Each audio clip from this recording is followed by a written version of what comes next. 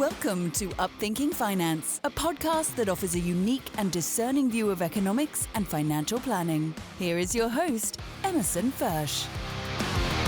Welcome to another episode of UpThinking Finance. Henry David Thoreau once said, "Rather than love, than money, than fame, give me truth." So UpThinking Finance started as those of you who've been with us from the beginning back in April of last year, 2022. We're currently on our 39th episode, and over that time, the goal has been and continues to be to bring unique voices and ideas to the platform, typically having some connection to the impact of finances in our world, but often just sharing thoughts and ideas of people who don't think and express themselves in a way that you typically would find in most of the larger media outlets. And so we're committed to that goal. I will tell you that I do get a lot of feedback, particularly from people here in the U.S. who appreciate the voices that are coming to us from Europe of late, that are sharing that they are seeing and experiencing the same kinds of concerns and issues that we see over here in the U.S. And it serves to make the world a little smaller, and also really, I think, reminds people of just how interconnected we really are. I'm excited also to tell you that we will be having some exciting changes in the fourth quarter of this year to the podcast platform, so there's something to look forward to there. And I also just want to make sure people understand that this podcast isn't a profit center for our firm. It really is meant to be independent and a creative outlet so that we can bring on and have conversations with whoever we care to. To that end, today's guest is Christof Plothe. He's a doctor of Osteopathic Medicine. He's completed 2 years of preclinical training at the medical faculty in Mayence, Germany, and then studied osteopathy at the University of Wales in Kent, England. He's worked for many years in Ireland, Spain, and the United States. He's currently working as a naturopath in Germany. He's the author and co-author of several books, authors of studies, national and international congresses, and a regular online speaker. His primary medical topics have been featured on television, radio, and films. He currently serves as a steering committee member of the World Council for Health, which is a global coalition of health-oriented organizations and civil society groups designed to inform about health and human rights. This is actually how I came in contact with Christof. He was a speaker at the Better Way Conference in Bath, UK in June of this year. We've had a couple of speakers on, as most of you know, from that conference. And Christof's main goal is to bring humans back into cooperation with their environment to create a sustainable recovery of us humans and our planet. So it's my pleasure today to welcome to UpThinking Finance Christof Plothe, who comes to us from just outside of Frankfurt, Germany. Christof, welcome to UpThinking Finance. Well, thank you so much for the invitation, Emerson. It's a pleasure. Likewise. So I was thinking the first place to start, I mentioned in the intro that I had come across your work through the Better Way Conference, and you had made a comment about generations of people being raised under kind of the weight of fear. And I was wondering if maybe you could elaborate on what that is and maybe what the consequences and ramifications have been as time has gone on. I mean, fear basically, as we know, deactivates part of our frontal lobes, which in terms make us not being able to think. So it's an ideal way to control somebody, putting them into fear. So this has been known for hundreds of years. Clausewitz was one of the first ones advising the military in order to get a war going for the individual countries to first create a fear of an enemy from outside. So none of the wars that you can think of for hundreds of years or maybe forever ever started without the element of fear. So if you want to control somebody and if you want to get him active, because fear basically activates very, very deep instincts in us, the first thing you do, you give him a reason to be afraid of. Yeah. So the ruling class has been amazingly innovative in order to do this, and we can look at the last world wars, what has been done, what arguments have been used. We can look at all kinds of subjects that are on a daily basis in our newspapers. there is this tendency for people to be attracted to fear as well. I mean, a friend of mine, he once in Nevada founded a radio station with just positive news. Nobody was interested in it. They went bankrupt after 3 months. Yeah, so we have this we are being drawn into negativity and especially into fear. And I personally think because we have it ingrained for centuries in us. So it's not only a deep, deep instinct in us that's basically shuts down our clear thinking and gets us back to our survival instincts. We got so used to it, and there's something called epigenetics that actually modifies our genes depending on the environmental influences. I think we've been a little bit primed to react to fear. And this goes into our education system. This goes into, especially in the last few years, it has been described in many, many books of how to create a mass hysteria and how to create a mass manipulation. And we have had wonderful speakers on this topic in the last few years. These techniques are known. These techniques are written down. So if you want to comply, to have people to comply with whatever agenda you have, first set them into fear. So my alarm clocks, they are always activated when I hear fear, because if there's a real challenge, if you and I have a problem, am I going to make you afraid, or do I encourage you so we can both get out of this crisis together? Yeah, that's the one question I always ask myself. If there was have been really a crisis, they would have done anything in order to make us participate, get us strong, get us empowered in order to find solutions together. But as soon as fear is implemented on us, there's something very, very wrong. Yeah.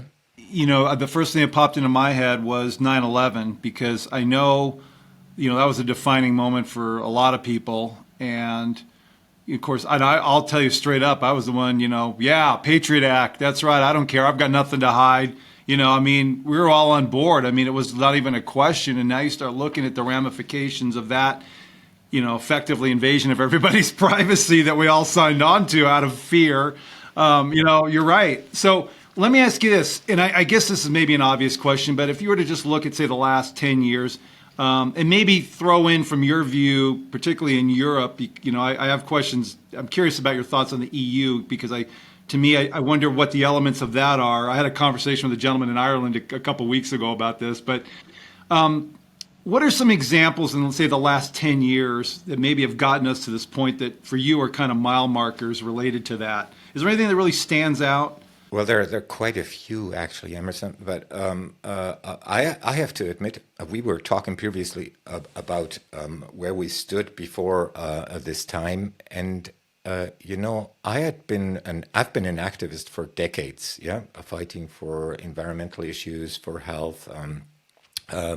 To get rid of toxin, EMF, our environment. I've been to local politicians, national, European, national, spoke in front of the European Parliament, of several parliaments here in Europe. And I was really, really frustrated. That's another thing. If one thing is in the political agenda, it's not basically driven by individuals there. It's driven by the industry. And we were always told that this was a conspiracy. So, that we were made to believe, this was all for the greater good. How many times have we heard this? But in fact, there are a few people that are profiting from everything that's happening, and which is what is really, really the climax of the last few years is that we all were made feel guilty if we didn't comply, because we could hurt grandma, granddad with our decisions, or we were on social, and the label of being, when opposing the agenda, a right-winged Nazi conspiracy theorist with an alumni head, that is an international thing that they drafted in order to suppress opposition. And I have been very, very idealistic when the EU started, that I thought, well, if now people come together and they unite, like the United Nations once was, yeah, I mean, why not take in the fate of our planet into a supernatural organization that really takes care of all of us? I found that thought actually beautiful. And I do believe that there were some people that were really convinced that this was for the greater good.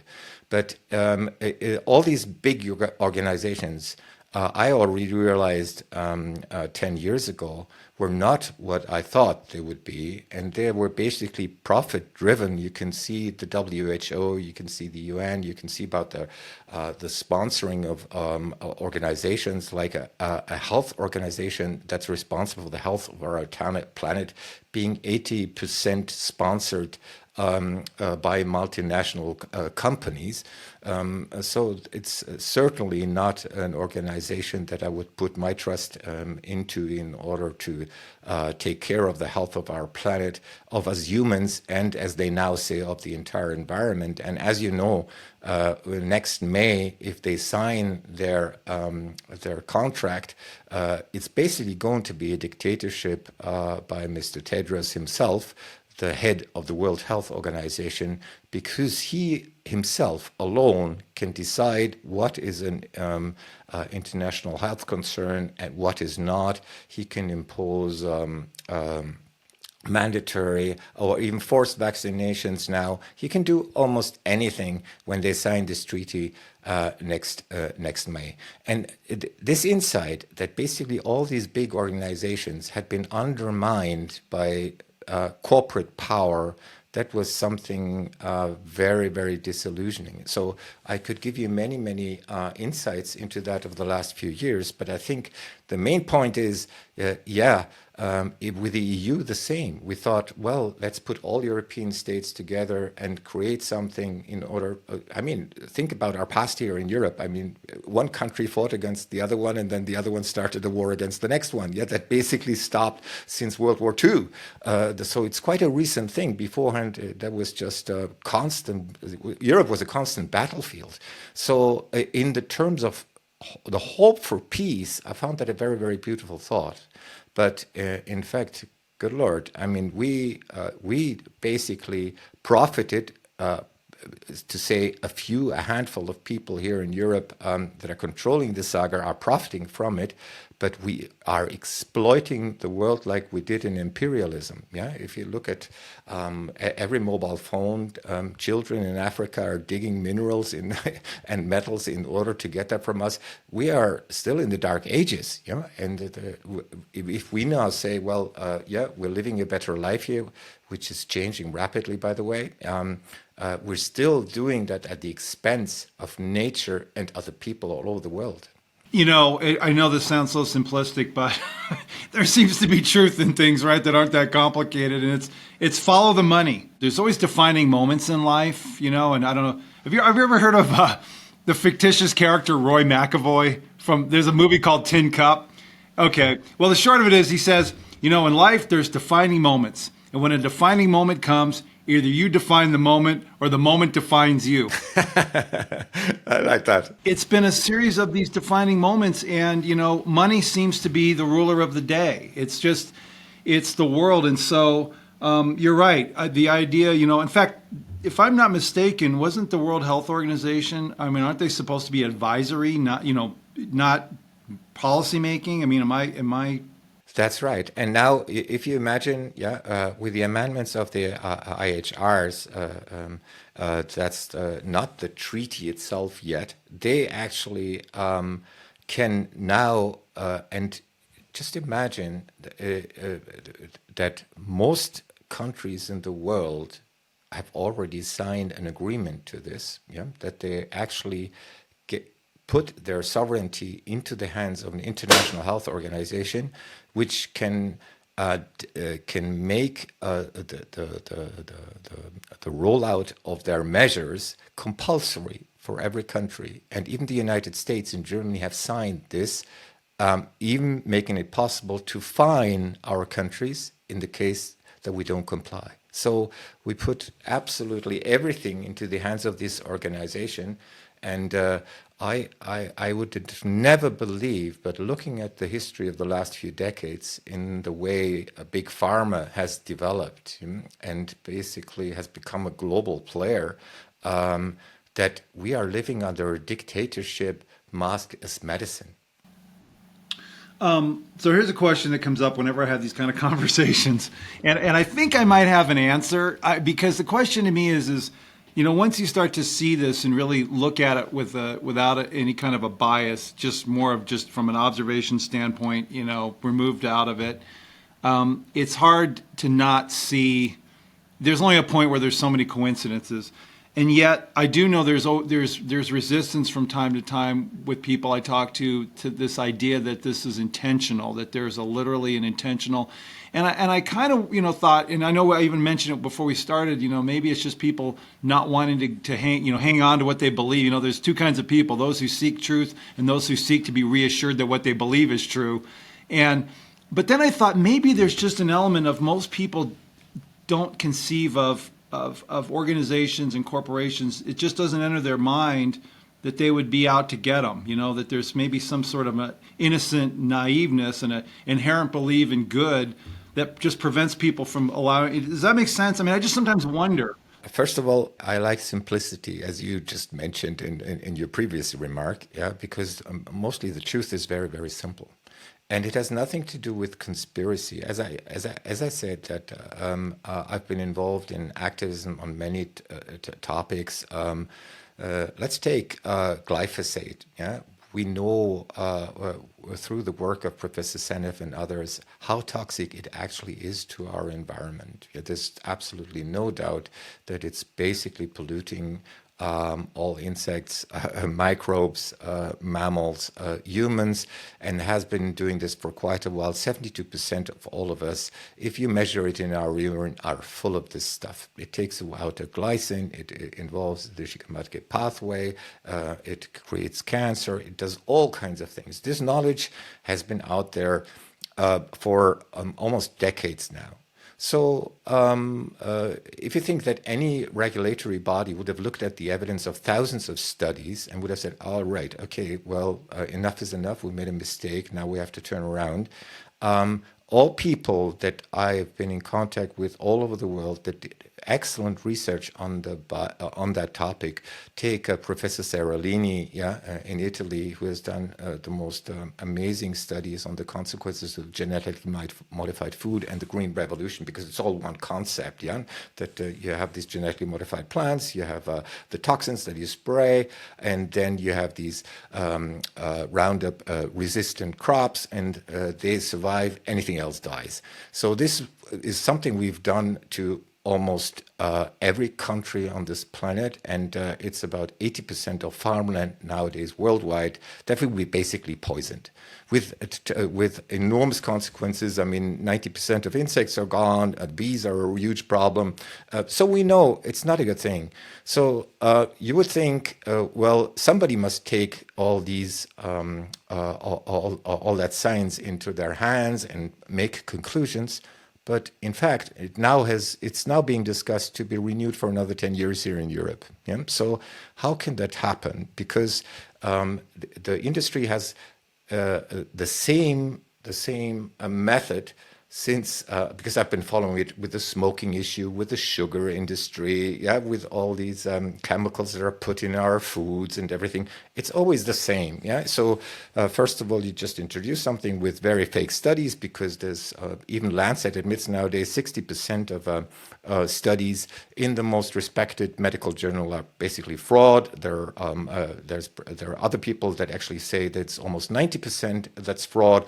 I do believe it's a huge percentage anyway.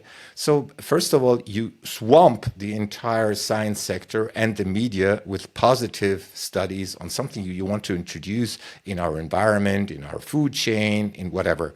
And this next one is you not only censor all the other voices, you basically discredit them and you fire them from their positions, and you dig out dirt out of their private lives or whatever. And so they're completely silenced. They lose their jobs. They close down their department at university. Their papers are retracted. That has been going on for so many topics. So this is nothing. This is nothing that sounds like a conspiracy if you look behind the scenes. And the media basically is bought by the same industry. Yeah, if you look at the amount of ads that you have on all these topics, all those chemicals and all those drugs that are on the market now, it's always the same concept. Yeah, you basically discredit everything that opposes the saga. And I was in Italy in front of the Senate with 30 people in beginning of 21.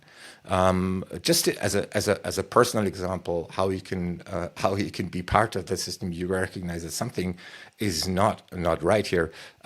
We presented existing COVID treatment protocols that had been effective in 2020. They were all wonderful doctors that just jumped on conclusions from old drugs, diet, micronutrients, and everything that was available because there was a new health crisis. So there were people like Peter McCullough that in August 2020 published peer-reviewed papers on the efficiency of these protocols with almost 95% efficiency. So the problem was, if you have a treatment approach, you can't give an emergency approval to a vaccine. So guess what happened? Yeah, first of all, we were supposed to go live on RAI, that's the national Italian TV station. That got cancelled. It was in front of the Italian Senate. There was a documentary of Greta Thunberg that they showed instead. Then we were viewed by about 100 million people worldwide, and then YouTube shut us down. So nobody could see it. So that was it. So there were these protocols, there were highly motivated people, there were wonderful doctors that were out there in order to help their people. And on the other hand, there was this World Health Organization or our regulatory bodies that told us, don't treat a patient, wait, send them back home. First time in history that a doctor was told not to treat anybody. I mean, that's the first thing you do. The Hippocratic Oath just gives you the obligation to take care of a patient. No, you don't treat them. You send them back home. You wait until it's really, really bad. You send them to a hospital. And in hospital, they give you drugs that don't work and actually even take measures that even kill patients. This was very odd, Emerson. And I said, wow, this is surpassing anything that I've witnessed beforehand. I saw wonderful people being shut down in their labs, taken their licenses away, even 10 years ago with certain subjects. There are certain no-go topics. My wife always said, why are you involved in all those topics that don't make any money, take a lot of energy, and do nothing at all? So they're very, very true. Yeah.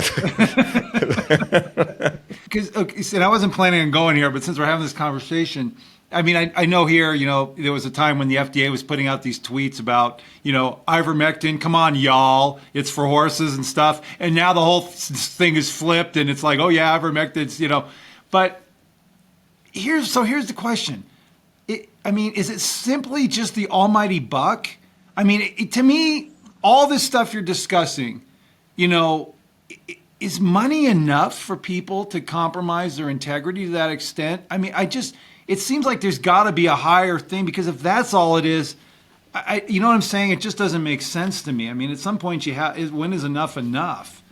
Well, I wished I had the complete answer, Emerson. But I mean, if you just look at somebody, you mentioned at the beginning of the World Economic Forum. If you mentioned World Economic Forum being a part of anything that goes on, I could go on in very detail how that was actually the case. But if you said that in 2020, you were called a conspiracy theorist, then a guy that founded the WFS, Professor Schwab, wrote a book, The Great Reset, in which he described absolutely everything that we are, because he used even the COVID crisis as a potential for a reset.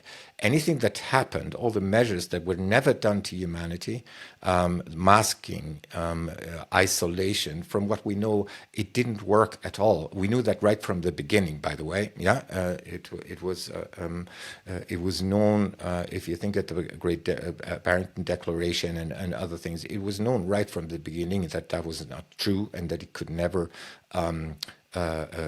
solve the problem. They were irrational. If you were really into the epidemiology or in virology, immunology, you knew these were measures that don't work. Yeah? For some reason, though, they spread this out.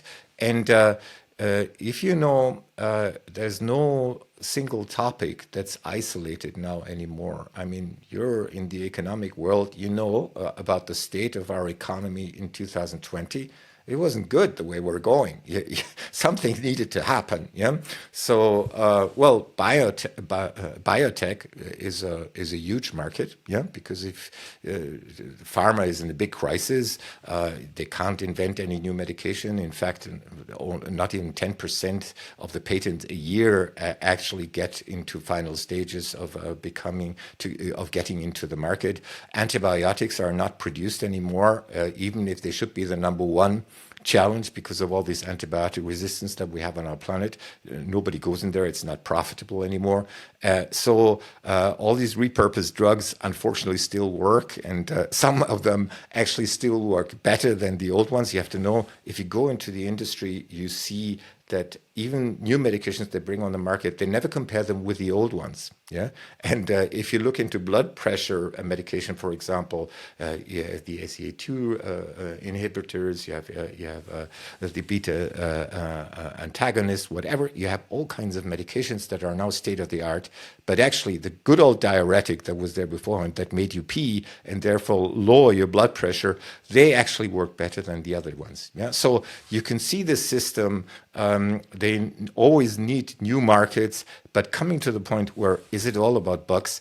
Well, it isn't. There are certainly other agendas here, and you and I know that it was not a health crisis. It wasn't. I mean, we right from the beginning, and Anidis already pointed it out, almost every year, the incidence and your chances to die of COVID, you had to be on average over 82, and it wasn't much worse than the flu. So what did they do? Yeah, why did they all of a sudden create this fear, use the fear in order to make all of us curse in this agenda?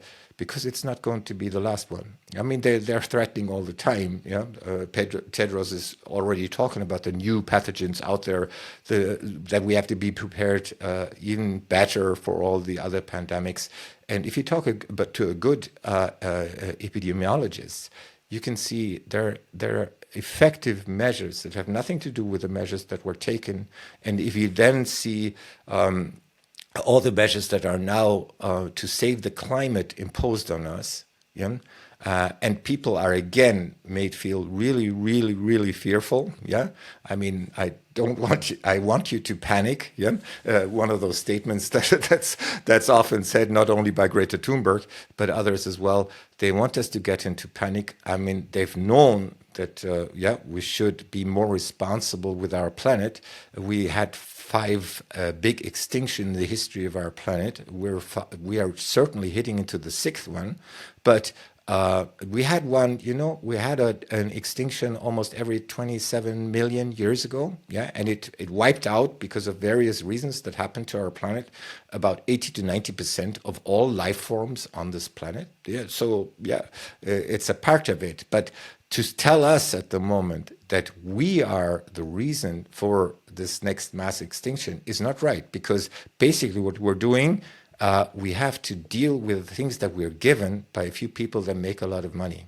And they need a new structure. They want a universal, they want an international body to control basically every element of life. And I don't think that's a conspiracy. Yeah, it's about control. Yeah, and that's kind of, again, on the theme of just simple observations. I mean, the more centralized everything gets, the more easier it is to just control whatever the situation is. I mean, that's just kind of obvious to anybody.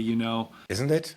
Yeah. So here's one you brought up too, and this is sort of shifting to another lane, but I know these 15-minute cities. I know people are familiar, but maybe elaborate a little bit on what that is for people who don't necessarily know and kind of how all that fits into this. I think that would be helpful. I mean, it's a project that's being carried out in many European countries. England was one of the first ones. Yeah, it started in Oxford to basically make people to imprison people in a 15-minute distance to everything they need. So they say this is for the greater good. This is for the climate, but it would actually mean that. They want to create a model in which we are free to move within 15 minutes from where we live to get our food, to go to the doctor, to visit a friend. But now, if you have a doctor that lives a little bit more outside, or your dentist is maybe half an hour away, or your best friend is living half an hour away, you're already starting to get into trouble. And this is being sold as an effective mean of our carbon footprint. And as I said, the COVID saga basically was a first attempt to try this with people. I mean, I don't know if you're aware, but in France, they already did this. In a way, they had all the mobile phones because you were not allowed to leave your home more than 5 minutes. So they traced your mobile phone, and if you were further than 5 minutes, you got fined straight away. Yeah, so this was done in France already during the lockdowns, and people got fined, even in the countryside. Yeah, walking outside because they were traced with their mobile phone. So the 15 minutes is just the next stage of it. And as we said, it's about control. I mean, I've been in Africa a lot in the last year. Even on the smallest airport over there, you now have face scanners. Yeah, everything is being done with digital ID,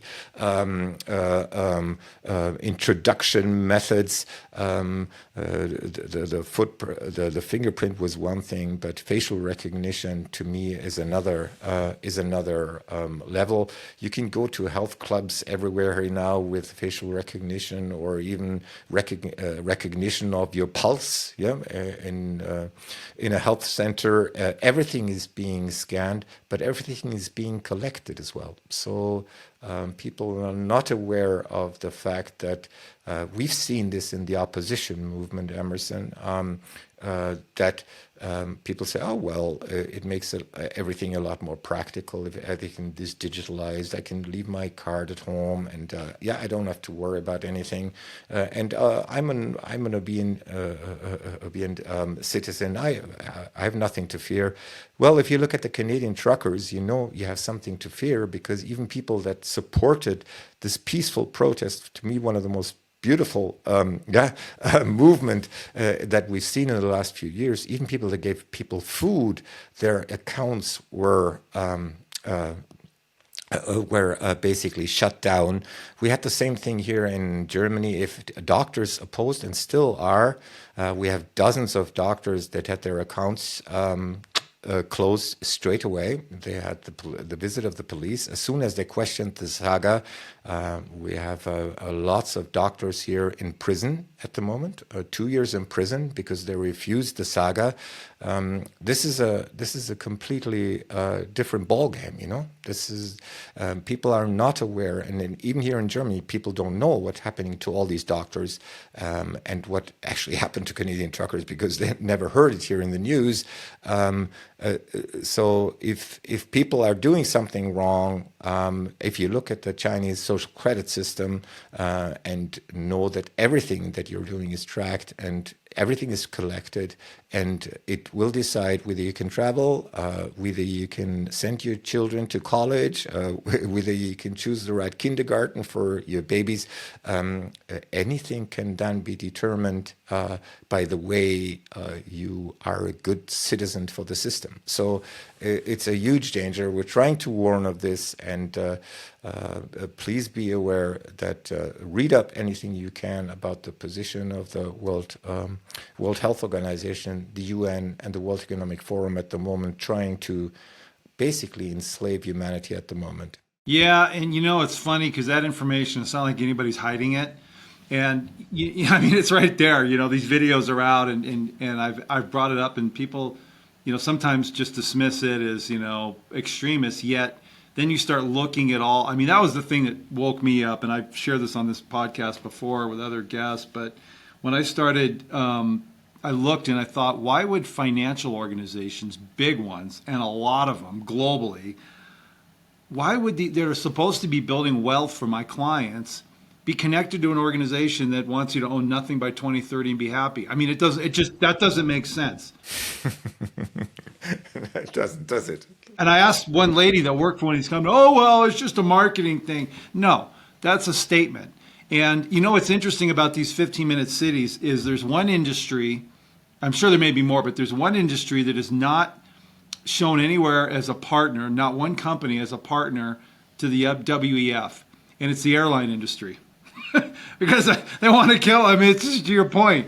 They don't want people getting on planes and living their life, going here and going there. It's all meant to just to kind of lock everybody in. The official, and that's no conspiracy. You can go on the website of the EU Parliament, and you can see that basically by 2030, it's not only the ban of any other car than electric car, but also that you get one flight in every 3 years. And when I was recently in France, even the little local newspapers, they made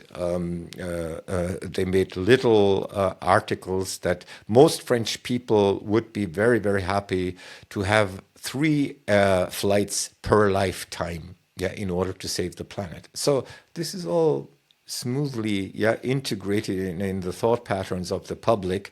And if you know that, we've had technologies to fly airplanes with a lot less fuel. We even have hydrogen-powered airplanes that are already in the air at the moment. Hydrogen wouldn't leave any carbon footprint on this planet. It's the technologies are all there, and if you understand that the technologies are actually there, you have to ask yourself, what is really going on? Yeah, doesn't make sense. I was just going to kind of lead to how this personally for you has led you to do the kind of work you do as a naturopath. And you gave really an awesome presentation at the conference that just talked about the frequencies, because that's something I've become aware of recently in the last year, mainly through my wife, because she does a lot more research on this stuff than I do. But just how the technology and is really getting our bodies out of balance, as well as then disconnected from nature. It's kind of like, so, in the time we have, I'd be kind of curious to see maybe if you can explain how your work sort of fits into all this that we've talked about. Is that, because like you said, you're certainly not becoming a millionaire doing this work. So there's got to be another motivation here, right? just ask my wife. Yeah, that's right. So, as I mentioned, I've been an activist in many, many areas, and I could see that things started to go in the wrong direction if humans put themselves above nature.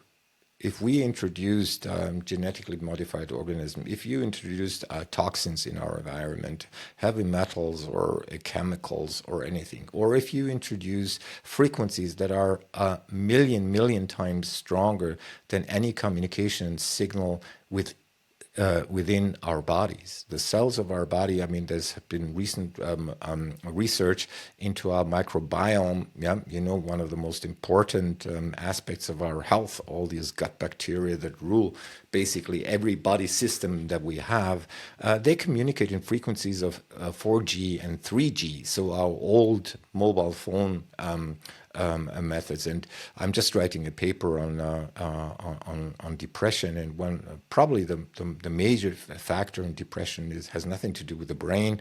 It has to do with our gut. Yeah, and then if you know that if you put a mobile phone on your belly, most people nowadays, they use it, they text, or they look in the internet, so they don't actually call that much.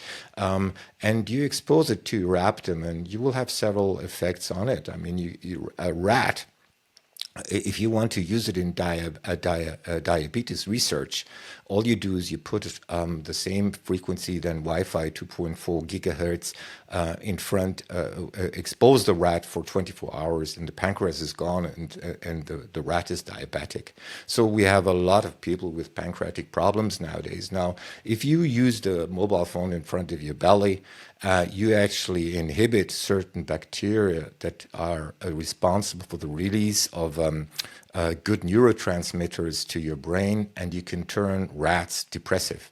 So if we're talking about a mental crisis, we have enough reasons nowadays to talk about mental and emotional crisis in our times, and no doubt, and we could go on for ages, what it means to have a good mental and emotional state nowadays. But we completely underestimate that if we start to be in disconnect with nature, and I think every technology, I know you're probably familiar with Bhutan, yeah, and Bhutan was once looking out for because they founded a happiness ministry, the Ministry of Happiness, because they wanted to know what actually makes people happy. Not wealthy or not good citizens. What makes people healthy? And they looked into this, and they decided that when they had their researchers going to every country in the world and to study systems, capitalism, communism, whatever, they found that basically still being connected to nature was one of the main things. So the first thing they did, they put about 70% of Bhutan out as a national reserve, on a nature that you can't touch. And every industry that comes into the country has to show that their products and their way of producing something is not harming industry, not harming the environment. Because as soon as you have an unsustainable method, you will destroy nature. And the consequence of that, we are all together, we will destroy ourselves. If we now kill all our insects, and EMF has a huge effect on it. In fact, we just wrote, together with Arthur Fürstenberg and Professor Ole Johansson, we wrote a press release about the influence of EMF. I've been involved in it for many, many years. We've done research on it, and I recognized very, very early the damage it creates. And we have now over 40,000 studies on this topic, the damage it creates in our systems. And if you think about the introduction about all these environmental hazards, EMF certainly has probably the strongest effect on us nowadays. We're talking maybe about BPA or other chemicals that we find in our food, and being able to influence us. I mean, now the FDA even labeled many of the artificial sweeteners as cancerous. One of them is being used in almost every diet soft drink in the United States. It's the aspartame. We've known this for 20 years, and we've tried everything to do that. Now it's there. It's still in all these bottles. Nothing is changing. so is really David against Goliath in fighting it. But EMF is not only increasing all the time around us. I mean, if you look at the fact that it's all energy, every wireless device, whether it's a Wi-Fi router or a mobile phone, has a certain radiation, and that's measured in energy in microwatts. Yeah? So if you then have 5, I used to give a presentation in schools or for our health ministers or whatever, which I don't do anymore because it has now been part of the agenda to increase wireless communications everywhere. But if you look at the data that we have on all the mechanisms, on non-thermal mechanisms that actually harm our body, what a wonderful job they've done to call us the Illuminati hat and the conspiracy theorists. Yeah, but if you influence calcium channels and calcium ion channels, and if you look even out at nature, you can see how birch trees or pine trees are the ones that suffer the most. I mean, here in Germany, you can hardly find any sane birch tree anymore. They start to grow in very strange shapes, and then they die. And all the other trees, if you want to see whether a tree is EMF damage, just look at it. When it doesn't look very, very healthy, it will die off from the top. Yeah? You will see that the top parts are dying, and it will slowly go downwards. So we know all the effects on life forms, and the energy is far too much. And then if I may stick with this topic for a moment, and if you then think about the amount of energy that's being released by 5G, it's about 180 times more than we have at the moment. Yeah, 185. So basically, if you have a few mobile phones with a 5G connection, you are far above any of those limits that are completely ridiculous, because non-thermal effects are even in the lowest doses, and people get used to everything. I mean, as humans, we're very, very adaptive. We can live in the Sahara, we can live in the Antarctica, and once you're there, you don't realize how cold or how warm it is anymore. The same, like that experiment with the frog, in the rising temperature, we're not aware of it. But I told you, I live in the middle of the woods. I don't have a mobile phone, and I use everything just via cable connection, because I've been in contact with all these research in the last few decades, and it really frightened me to know what we know. And if people come to us, the first thing that usually happens is they fall asleep, because they are all the time being bombarded with these frequencies, and their adrenals get charged up, and all of a sudden it's not there anymore. The first few times when we invited guests and they fell asleep on the sofa after the meal, it was a little bit embarrassing for our communication culture. But afterwards, we realized that it's that. Long story short, to my personal path, I just I looked into everything. I contacted people all over the world. I jumped on the next plane. I flew to these people in order to learn from them. And never a door was shut in front of me. It was then my children came, so I couldn't do that anymore. But I learned from the people who I trusted. And we were talking at the beginning about trust, because I don't trust something because of a study. I don't trust it because of the title behind a person. And unfortunately, nowadays, if I look who's in these positions of the regulatory bodies, because that to me is one of the greatest shocks, that nothing, with all we know from all these environmental toxins and from the current saga with an mRNA technology, that nothing is coming to stop it. So it shows us clearly what we're up against. And I had to test it on my own. I had to test it on my body, and I looked for solutions. And as you know, the World Council for Health is seeking ways to empower people for a better way. And nature gives us all the solutions. And if we get nature back into our approach with all the crises that we're facing. I mean, I just gave a lecture that I already gave in 21 about COVID, for example, because now, COVID is again a subject in the media.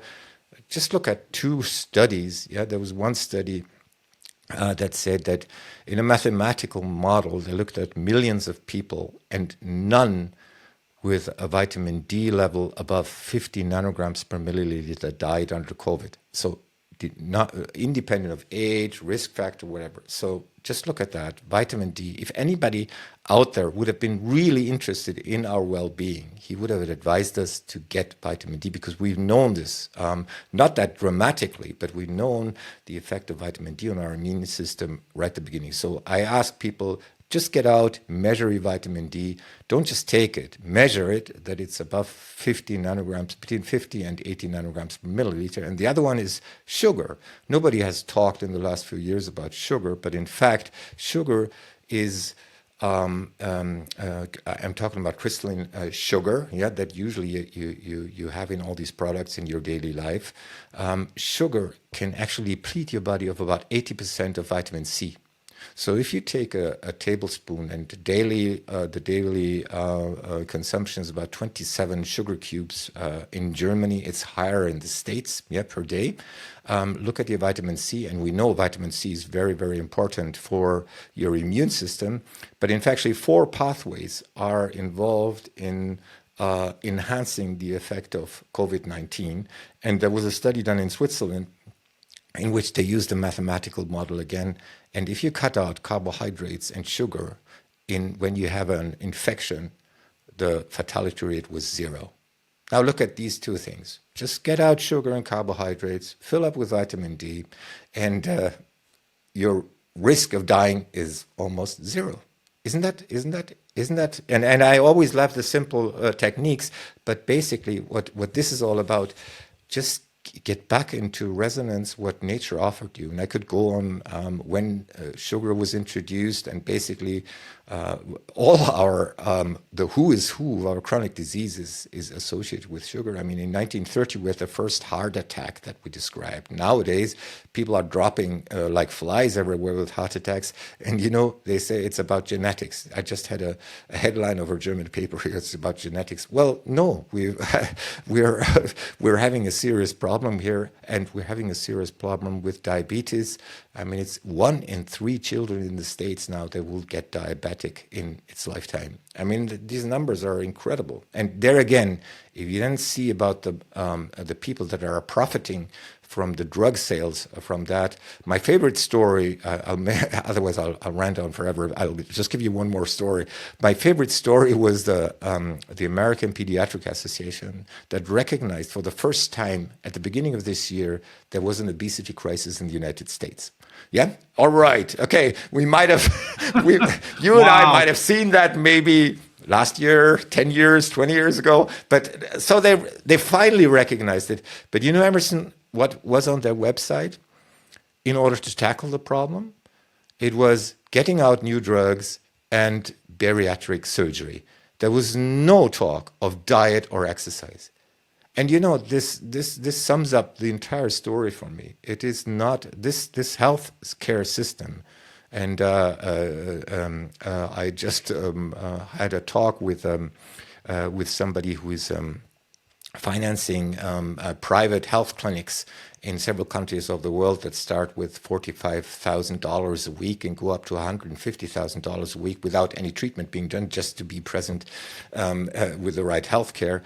The health that for the elite is available includes diet, includes all the things that we talked in the conference about. But for us, it's a disease management game. They don't want us to get healthy. This system is not set up. I mean, if you look at the books, I just give people the book of Neil Barnard, How to Step Out of Diabetes. In 2 weeks, you can chuck away your insulin if you have diabetes type 2 if you change your diet. This is no problem at all. Yeah, nobody's telling you this. Why not? Yeah, and so we live in a disease management, and where vaccines have been the number one lucrative thing because you don't have to wait for people to get ill. You just give it to everybody. Yeah, so that's a money-making machine. That's the greatest thing you can do. That's a conversation I've had. Yeah, the need to have a market and create a market for, this ongoing subscription plan, I guess you could call it. Christof, I have to tell you, well, first of all, my son is going to be really disappointed to hear about your comments on the ill effects of sugar, but now he won't be hearing it just from me. So, how credible it is coming from somebody else besides a parent. And I wanted to mention, too, there's this document that was put out by the World Council of Health called The Effects of Unregulated Digitalization on Health and Democracy. And it's actually a really good write-up. It's just with facts and information about how, where these things lead and, the loss of personal sovereignty. And so we'll put a link up to that when we publish this. But I want to thank you for your time, Christof. It's great to talk to you. I always appreciate bringing on experts that have, dedicated their life to, what I perceive as a higher calling, and I know we offline were talking about the spiritual components of this, and I think, and this has come up in a few conversations too, but at the end of the day, the freedom of all this is that you start to rely on, my wife was talking about this morning. We were out walking our huskies, and she was talking about how, life is starting to converge to where all these things we experience in our life are getting to this point now as you get older, where they start to align in a sense in your belief system, and it all starts to connect. And I guess my point is that you really start to realize that we all have this internal wisdom, this discernment. If we're willing, to get, like you mentioned, you got to get to a place where you can hear it and be alone with it and process it. And that's a big challenge now with all the distractions and just the noise, electronic problems, everything. But there is a freedom in all of it. And I come away with these conversations with people like yourself, always just feeling really hopeful, because there is a truth in this simplicity that you bring. And anyway, I just want to thank you. Any final thoughts? Well, first of all, thank you for all you're doing there, for spreading the word. That's very courageous, and I think humanity can be grateful for any individual who does it like you do. So that's wonderful. Thank you for your work. And second, maybe you come from the business sector. I come from medicine. And is there anything that we know of, where we can say, this is the reason and this is the consequence? So is there this linear connection between A and B? No, there are millions of factors that can influence anything, and that's life.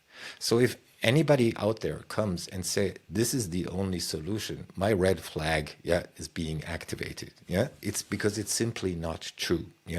And the simple, you mentioned simplicity. The simple solutions are mostly the right ones, and they're very, very simple things. And we stand for a decentralized life in which we take basically care of our basic needs, because that all the things that are shaping our daily life are being taken away from us. Our food is being produced in a centralized way. We're bombarded with chemicals. We're bombarded with frequencies. In medicine, we talk about consent. I need to consent to something. Nobody asked us if we wanted all of this in our lives. And I think we should have written consent, whether I want this in my food, I want this in my environment as a frequency, if I want this in my water. We should go back to very, very basic things. And one thing that we were discussing at the beginning, that, you and I, we just connected. We don't have to explain it. There is a certain wavelength. And because we often discussed about this, people that we like to communicate with at the moment are people that know how to be humble. And if it has been one of the trades, that humbleness makes you listen. Humbleness makes you aware that there are other solutions. And whether it's science, whether it's economics or politics, there's always different opinions and solutions, and you have to come to an agreement. But you cannot enforce any opinion that should be the right solution for the entire world. This never made sense, and it will never make sense. So let's all come back to humbleness and see that we can only exist as a part of this beautiful planet with all the beautiful creatures, and there's nothing superior, and we are certainly not superior to any little creature on this planet. And here's to humbleness and another universal law, that's love. If we're connected with love to our environment, to our fellow human beings, to our family, what can happen to us? This is the thing that makes us happy. This is the thing that makes us healthy. So here's to humbleness and love, and thank you very much for your time. Amen. Thanks for joining me, Christof. Thank you for joining me on UpThinking Finance.